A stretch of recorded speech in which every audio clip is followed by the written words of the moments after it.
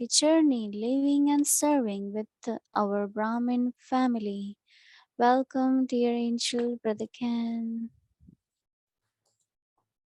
Om Shanti, dear Sister Bhumi. Om Shanti, Didi. Om Shanti, brothers and sisters. Wonderful to be with you and listening to these jewels that both Bhakdada shared in the Morley, this extract, and Didi herself. So what does Baba want from us? This is what I was thinking about. What does Baba want from us? And what does Baba want for us? He wants us to return home with him. He wants us to become Bapsaman. He wants us to make every minute count. He wants us to pay attention to our time and to our thoughts. But especially he wants us to be free.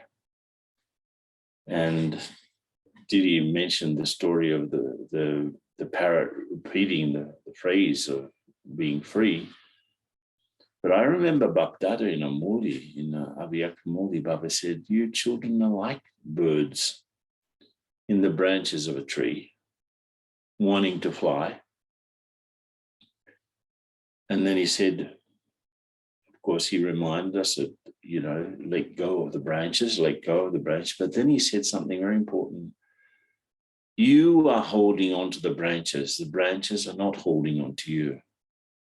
So this taking from Baba and letting go and then trying to fill up with what Baba gives us so that we can give it to others, bring light to people, bring knowledge to people, help people, I think service for me and everyone.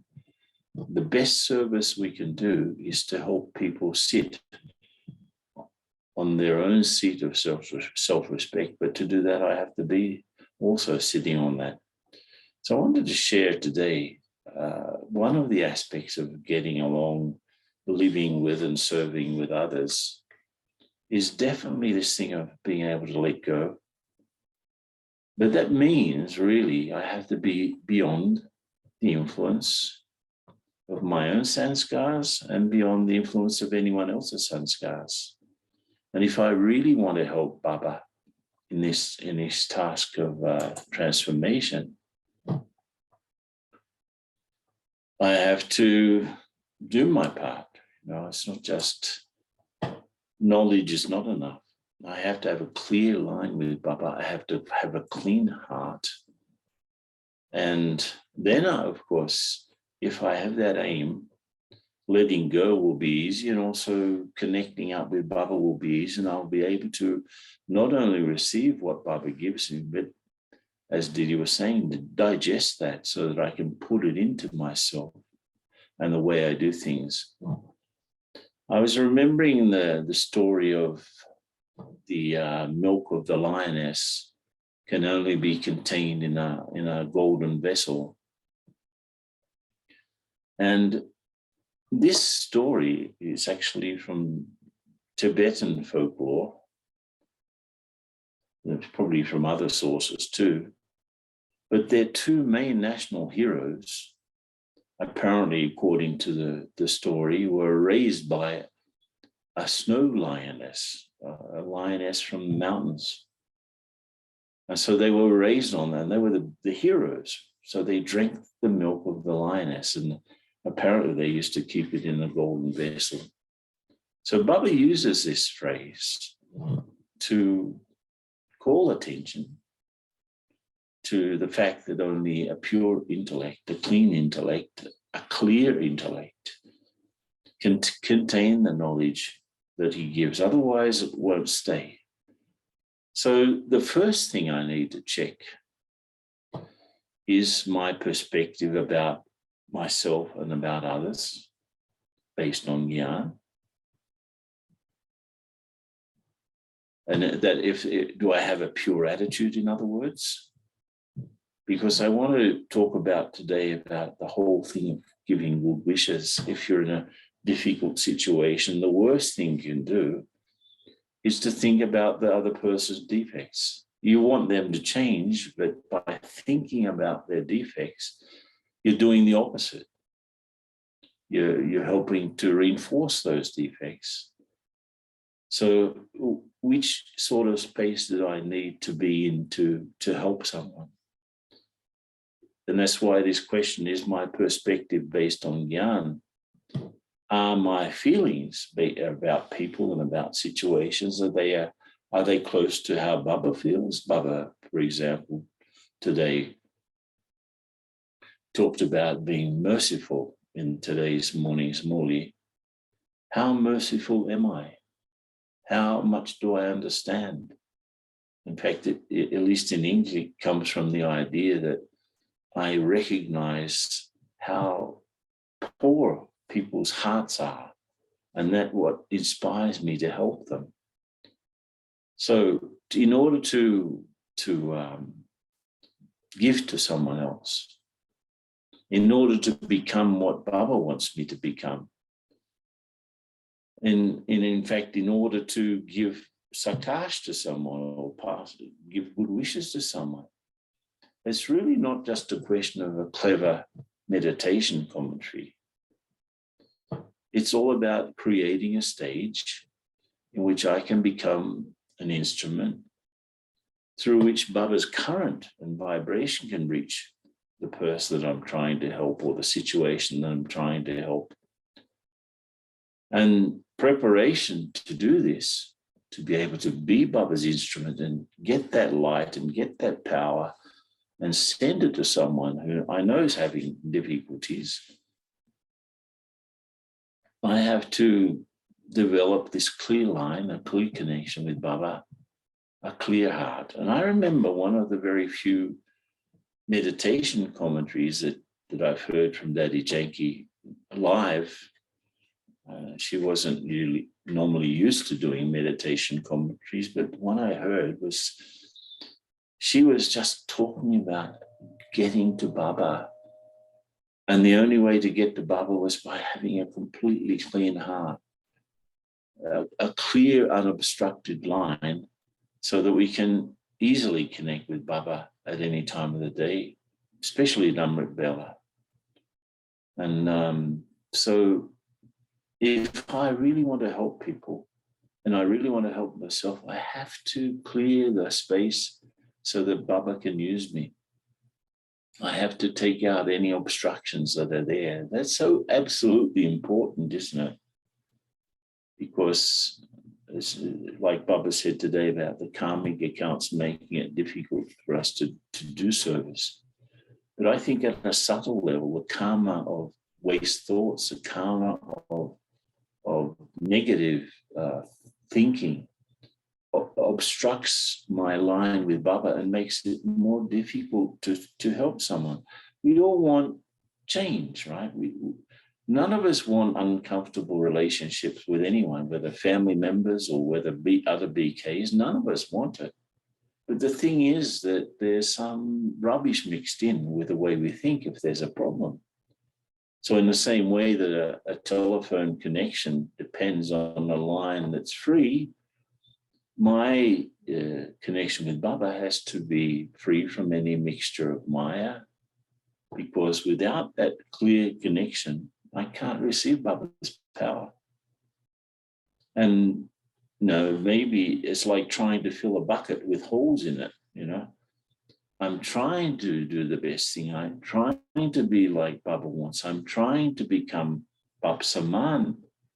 But maybe I haven't realized that by thinking about other people's negativities, their defects, I'm actually not only removing my ability to help them, but I'm also not helping myself. And because I try to do this effort to connect up with Baba and I may not have the best result that I want, I can become disheartened. I can even become careless, because Maya's main tasks is to prevent me from receiving Baba's power and blessings.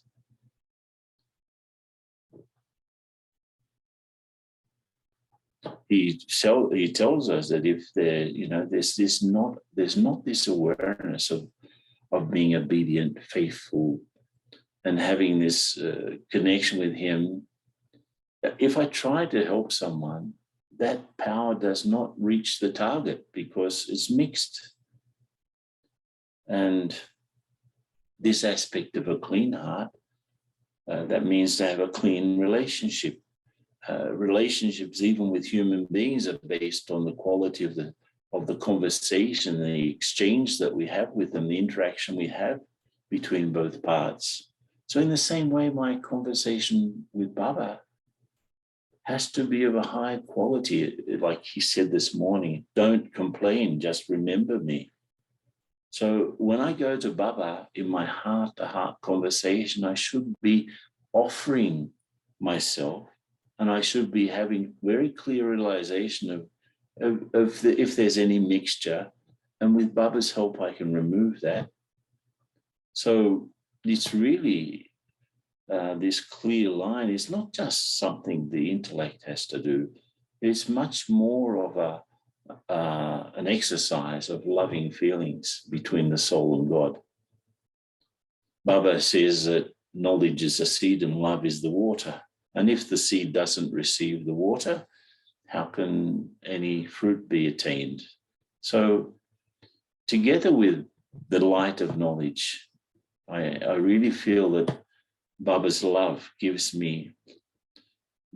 brings me closer to the fruit of all attainments, really. So in a way, this good wishes and the sakash especially that we'd like to send to people and to situations, it's really the perfect form of expressing the attainments that I've received from Baba. This is why our hearts have to be clean. So keeping others' defects or keeping traumatic situations in our hearts robs us of the ability to have a meaningful connection with Baba, but also makes my effort to improve things with others completely useless. Won't happen. Baba's the father of all souls. Baba has unlimited love for every single one, even the last number soul, he says in the cycle. So if my love for any other soul diminishes, it means that my love for Baba will not be complete. It won't be complete enough to make the connection, clear, clean connection, so that Baba can help me help others. Baba can use me to help others. So to have this clean vessel, the golden vessel that contains the milk of the lioness, I first have to be honest with myself. And this happens when I'm able to compare objectively my original sanskars with the ones, on one side, my original sanskars, and on the other side, what are the sanskars that are present at the moment? Is there a difference? And if there's a difference, I need to identify that difference and offer it to Baba. So it should be quite easy, but often it's not because of the mixture, the alloy in the soul that Didi was talking about yesterday. So I have to be able to compare the way that I think, the way that I speak, the way that I do things with the way that Baba shows me in the Maulis.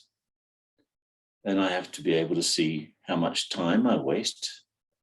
As Baba said, every minute counts in that extract that we just heard.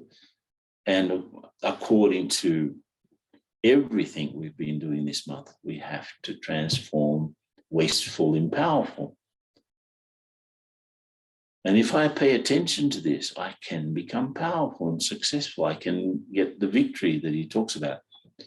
Because as long as I'm wasting time, I won't be powerful. I won't be successful. And if we're trying to improve our relationship with others, that lack of success will definitely be felt in the way we relate to others. So experiencing this meeting with Baba completely, complete love, in a way fulfilling our side of the promise to Baba, this prepares me to be a better instrument to use Baba's sakash, use Baba's power to help anyone else.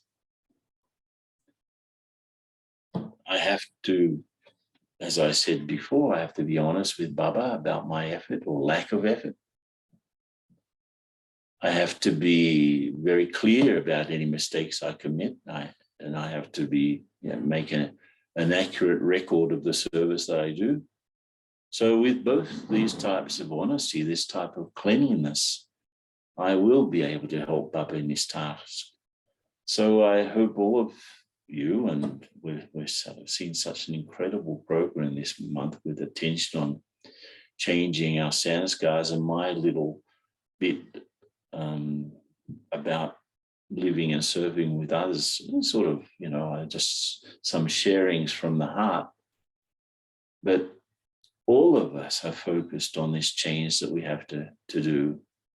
And I have to learn how to let go, learn how to let God do what he has to do. I love this title, Let Go and Let God. Let go, let God. Let God use me as an instrument to improve any relationship that I may have with anyone. And so just a few thoughts for today. So let's have some meditation now, and we can finish off.